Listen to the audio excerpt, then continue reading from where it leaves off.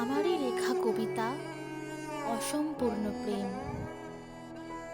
জানো প্রিয়, আজ অনেক দিন পর আবার তোমায় চিঠি লিখতে বসলাম।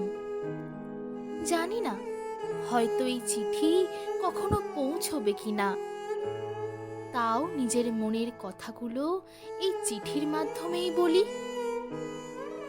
কেমন আছো তুমি? মনের মানুষের সাথে সুখে সংসার করছো তো? আচ্ছা, আমি তো তোমায় আমার সর্বস্ব দিয়ে ভালোবেসেছিলাম, আমার সবটা দিয়ে তোমায় আগলে রেখেছিলাম। তবু কেন তুমি আমার থেকে মুখ ফিরিয়ে নিলে? কি ছিল আমার অপরাধ? তা আজও আমার অজানা। আমি কি সত্যি তোমার যোগ্য ছিলাম না?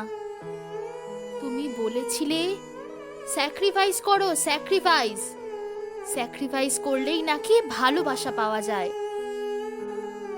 ভালোবাসার আসল নামই নাকি স্যাক্রিফাইস, অর্থাৎ ত্যাগ। জীবনে তো আমি অনেক স্যাক্রিফাইস করলাম, তবু আমি তোমায় পাশে পেলাম না। আমার ভালোবাসা কি তাহলে এতই সস্তার ছিল?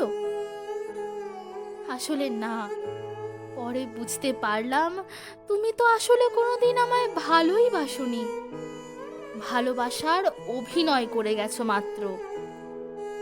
তুমি আমায় স্বপ্ন দেখতে শিখিয়েছো, মনে মনে সংসার গড়তে শিখিয়েছো, কিন্তু নিজে কখনো স্বপ্ন দেখোনি।